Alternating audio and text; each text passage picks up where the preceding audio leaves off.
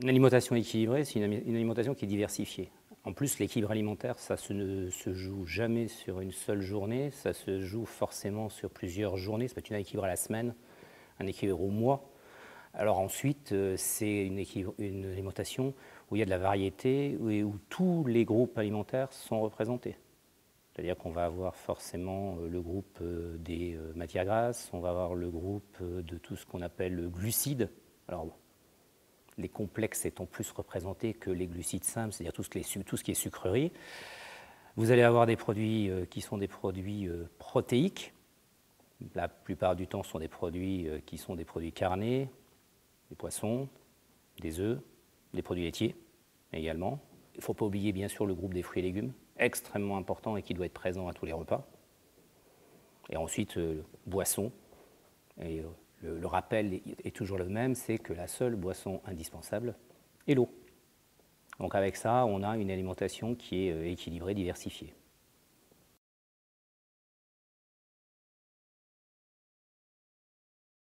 Alors classiquement, quand on pense à protéines, on va penser forcément à viande, d'accord, donc viande à base charcuterie, tous les produits carnés. Les poissons apportent également des protéines, les œufs apportent des protéines. On a également donc les produits laitiers qui peuvent apporter des protéines. Et ensuite, au niveau des autres groupes, notamment au niveau du groupe végétal, on a certaines sources végétales qui sont riches en protéines, le soja, et on va avoir également tout ce qui est légumes secs, donc les fèves, les lentilles, les pois, les haricots, etc. On va dire que ça, au niveau protéique, ce sont les groupes vraiment importants. Alors après, de combien de protéines on en a besoin? Beaucoup moins que généralement ce que l'on consomme, puisque si on prend les recommandations de l'Organisation mondiale de la santé, on a besoin de 0,83 g de protéines par kilogramme de poids corporel et par jour. Si on est une personne âgée, contrairement à ce qu'on pense, on a besoin de plus de protéines, c'est-à-dire qu'on va monter à 1 g par kilogramme de poids corporel par jour. Alors évidemment, après, quand on est face à des enfants en croissance, on a besoin de plus de protéines également en fonction des âges des enfants. Alors, si vous faites le calcul, 0,83 g de protéines par kilogramme de poids corporel par jour pour quelqu'un qui va peser 60 kg, on est en gros à 50 g de protéines. Et 50 g de protéines, ça vient très vite, dans la mesure où vous prenez un steak qui ne fait que 100 g, donc c'est moins qu'une portion. On va être à 18 g à peu près de protéines. Donc vous voyez que déjà, sur les 50, ça fait beaucoup. Vous prenez des produits laitiers, 200 ml de lait vont vous apporter assez facilement 7 g de protéines. Alors après, on a les équivalents fromage, yaourt, etc. Le pain également, ce que j'ai aussi oublié tout à l'heure dans les protéines, les produits qui apportent des protéines, c'est aussi les produits céréaliers. Donc tout ce qui va être à base de blé, à base de riz, à base d'orge, etc. Donc pareil, au niveau du pain, vous allez très rapidement sur des 7 grammes de protéines au 100 grammes. Donc si vous prenez 200 grammes de pain, vous êtes encore à 14 grammes. Donc avec là, 21, 18, on est déjà facilement à nos 39 grammes. Donc ensuite, vous allez avoir des légumes qui vont en apporter marginalement. Vous allez avoir d'autres produits qui vont en apporter. On arrive très très vite aux 50. Et vous avez vu que j'ai mis qu'une portion, une seule portion de viande finalement dans la journée. Parce qu'on aura encore un produit laitier du soir, on va avoir encore des choses de ce genre, et on va arriver très facilement à nos 50 grammes. Donc globalement, ce qu'il faut dire, c'est que dans l'alimentation occidentale traditionnelle, il y a une consommation de protéines qui est de toute façon toujours trop importante pour la plupart des individus.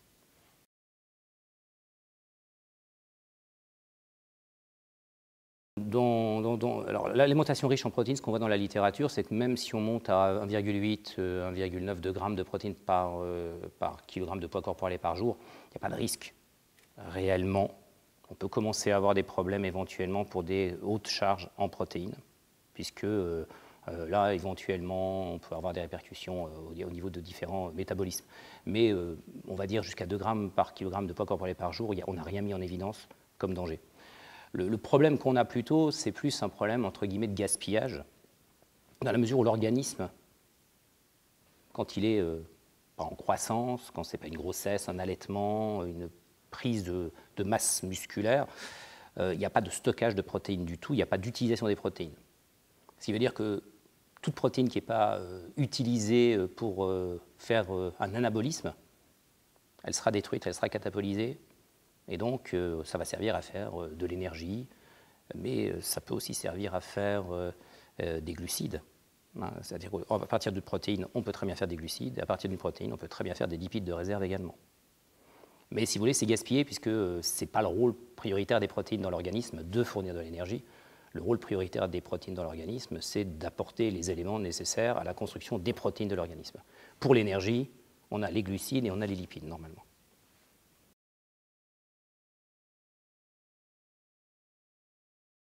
Dans les produits, quand on parle de produits carnés, quand on parle de poisson, forcément, ce ne sont pas seulement des groupes qui apportent des protéines, ce sont des groupes également qui vont apporter du fer, qui vont apporter également certains types de vitamines, notamment une vitamine du groupe B particulière qui est la vitamine B12, et qu'on ne trouvera pas dans les aliments qui ne sont pas d'origine animale. Alors le fer, on en trouvera. Il faut quand même savoir que le fer végétal est moins bien absorbé que le fer d'origine animale. On peut considérer qu'en gros, le fer d'origine animale a un coefficient d'absorption de 15 à 20%. Le fer d'origine végétale a un coefficient d'absorption d'à peu près 5%. Donc c'est moins efficace au niveau de son absorption. Donc voilà ce qu'on peut dire, ce qui peut être apporté. Les poissons, pour certains d'entre eux, notamment les poissons gras, vont apporter des acides gras polyinsaturés très particuliers de la famille des oméga-3. Alors ce qu'on appelle notamment l'EPA et le DHA, et c'est une exclusivité des poissons gras.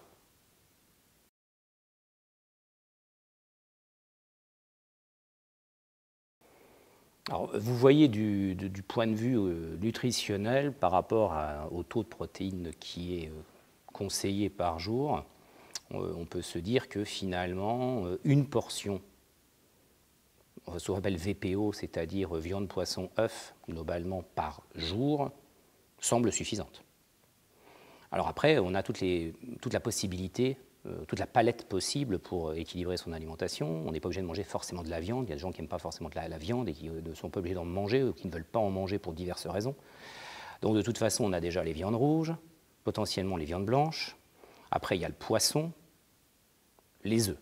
Donc si on considère une part par jour, 7 jours, on voit bien qu'entre viande rouge, viande blanche, poisson, œufs, on arrive, et éventuellement également des produits qui vont être du soja, donc des produits végétaux qui sont riches en protéines, on va réussir à équilibrer une alimentation sur une semaine.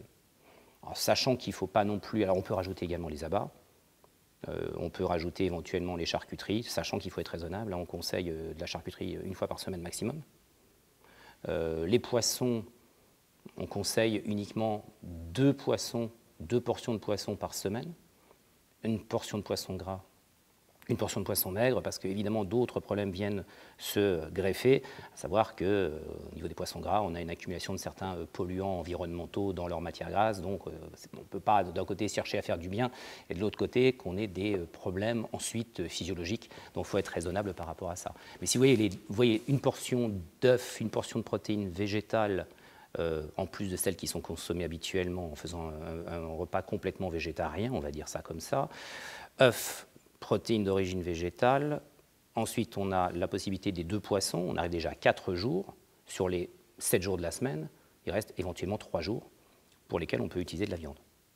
Sachant également que pour la viande rouge, les études montrent qu'il vaut mieux limiter l'apport de viande rouge, c'est-à-dire qu'1 à 2 fois par semaine serait largement suffisant, puisqu'il y a des risques augmentés de certains types de cancers avec des consommations importantes de viande rouge.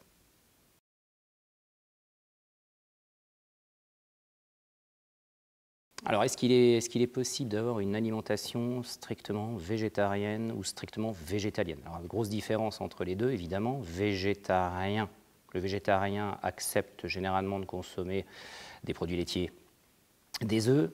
Alors après, on a des végétariens poissons et des végétariens qui ne sont pas poissons.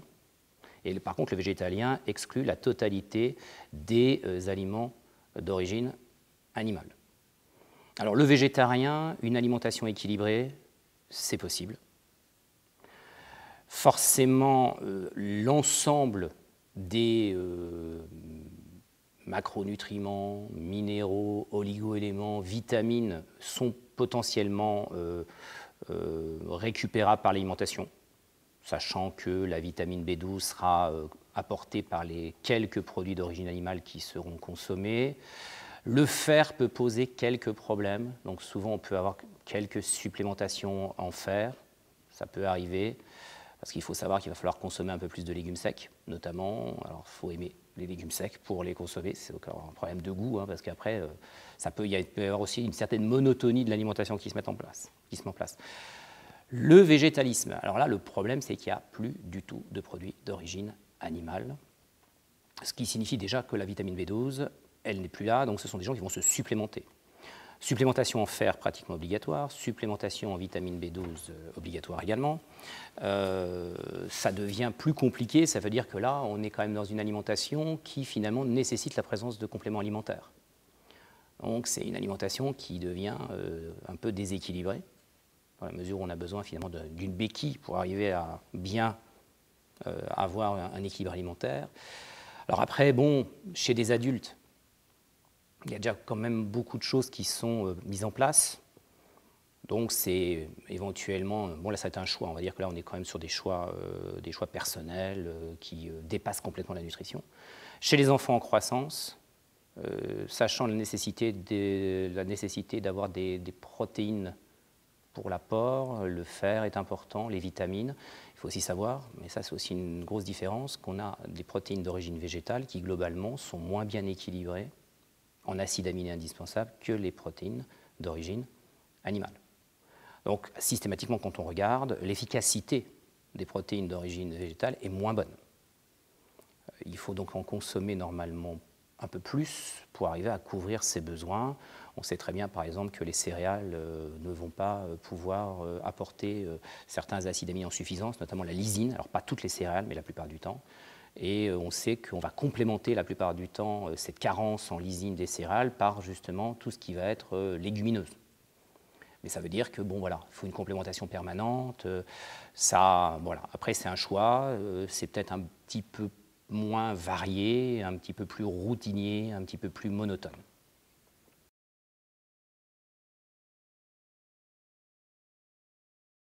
Ce n'est pas du tout raisonnable de proposer à un enfant en croissance, et notamment quand ils sont jeunes, une alimentation exclusivement végétalienne. On a trop de risques de carence. Alors en plus, vous savez très bien que les enfants ne sont pas forcément des individus qui vont avoir une grosse diversification alimentaire. On sait très bien qu'en plus, dans certains âges, les enfants sont particulièrement néophobes. Tout ce qui est nouveau ne les intéresse pas. Ils ne veulent pas découvrir de nouveaux aliments. Il y a quand même une grosse... il y a une partie culturelle qui va devoir se mettre en place pour faire en sorte qu'un enfant accepte les aliments. Alors en plus, on va lui donner des aliments qui ne sont pas forcément ceux qu'ils aiment. Les enfants préfèrent les aliments qui sont finalement un peu mous, des aliments qui sont plutôt salés, des aliments qui ne sont pas forcément des aliments d'origine végétale. Il ne faut pas oublier non plus que très souvent, ce qui est d'origine végétale apporte de l'amertume. Or, les enfants... le goût amer chez l'espèce humaine est un goût d'alerte, c'est-à-dire que globalement, quand c'est amer, c'est que potentiellement c'est dangereux. C'est comme ça que l'homme s'est construit. Donc c'est plutôt des aliments qui seront spontanément écartés. Le sucré, tout le monde aime, l'amer, les gens aiment beaucoup moins. Et un enfant, a fortiori. Donc c'est vraiment une éducation du goût qui va permettre de faire passer l'amertume. Donc c'est vrai qu'une alimentation purement végétalienne au départ, non seulement on va être carencé en certains composés importants pour la croissance, mais en plus on lui offre finalement pas les aliments qu'il aime le plus. Alors on dira oui, mais on va l'éduquer, etc. Oui, peut-être. Mais il va falloir quand même passer par des stades où il va falloir faire accepter des aliments qui ne sont pas les aliments préférés des enfants. Statistiquement, les fruits et légumes ne sont pas dans les aliments préférés des enfants, loin de là.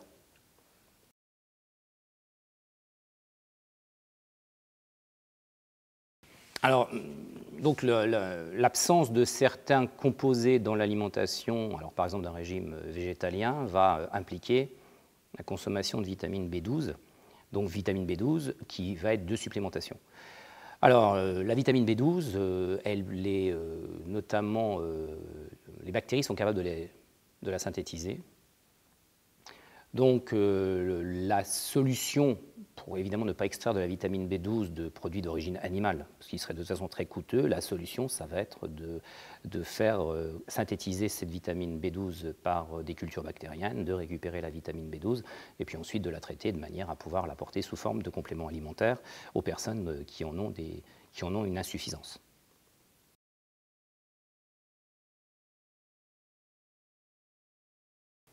Alors la question qui peut se poser également, c'est finalement quelle est la proportion moyenne de protéines d'origine végétale et de protéines d'origine animale qui est consommée dans une alimentation. Quand on parle donc de notre apport protéique, on parlait de la personne de 60 kg qui devait consommer 50 grammes de protéines.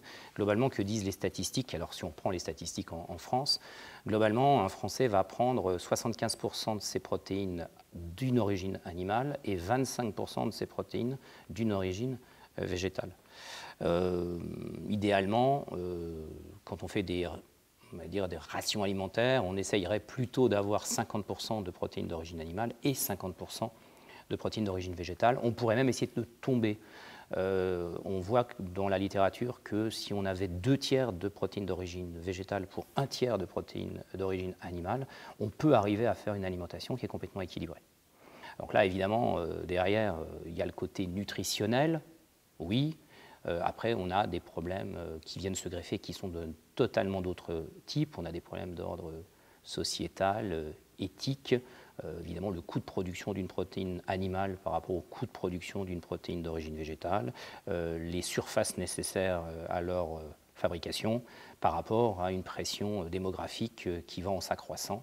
Donc, il est possible dans le futur qu'on soit finalement obligé de rééquilibrer ces proportions protéines animales, protéines végétales, pour permettre à tous d'avoir un accès satisfaisant aux protéines.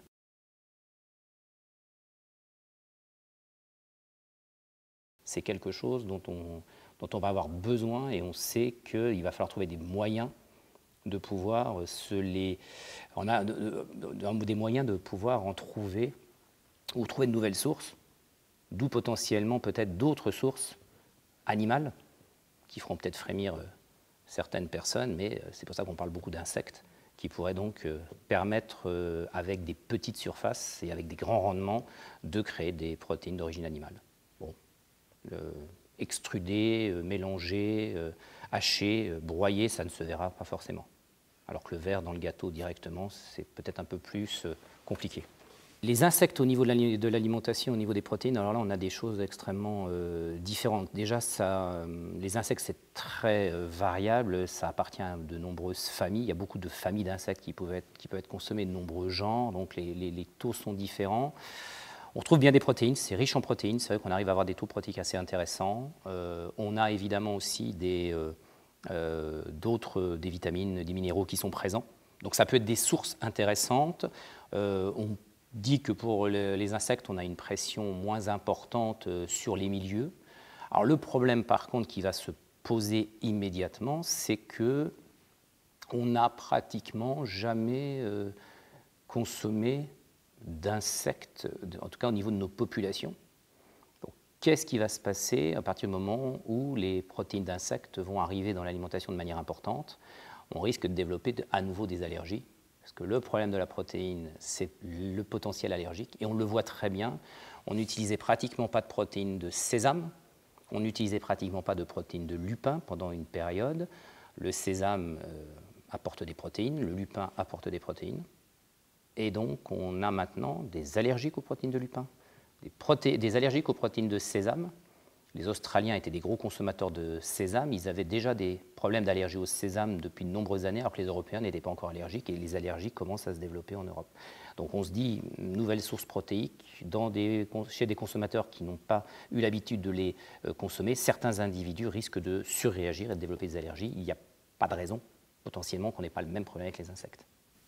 Alors 10 ans, changer d'alimentation à 10 ans, ça paraît encore un peu court. Il va y avoir une prise de conscience progressive. On voit bien de toute façon que les populations qui n'avaient pas forcément accès à autant de protéines, notamment carnées, que nous, commencent à y avoir accès. On voit bien la pression chinoise, parce que c'est sûr qu'un milliard 400 millions d'habitants qui commencent à consommer beaucoup de produits carnés, ça met une énorme pression par rapport aux approvisionnements. Donc peut-être que 10 ans, c'est quelque chose qui est encore court. À peut-être plus long terme, imaginer que l'alimentation soit légèrement modifiée, peut-être, mais de toute façon, elle l'est déjà légèrement modifiée. On voit apparaître dans certains aliments des sources protéiques différentes. Quand on regarde bien les étiquettes, ce que ne font pas suffisamment les Français, ça c'est un très mauvais élève de la classe, globalement. Le Français lit mal les étiquettes.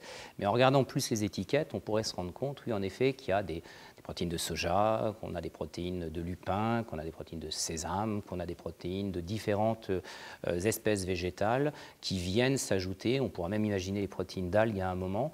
Donc se dire que des protéines d'insectes pourraient être présentes à l'intérieur des produits alimentaires, pourquoi pas? Mais alors là, il y aura une énorme éducation à faire chez le consommateur, parce que je ne suis pas persuadé que le consommateur, lisant son étiquette et découvrant derrière un nom latin un peu bizarre qu'il s'agit d'un ver particulier ou d'un coléoptère, soit fan pour acheter le produit alimentaire. Donc ça signifie qu'il faudra quand même changer les mentalités. Est-ce que l'agroalimentaire est prêt à prendre ce type de risque sans l'éducation du consommateur avant? J'en suis pas sûr.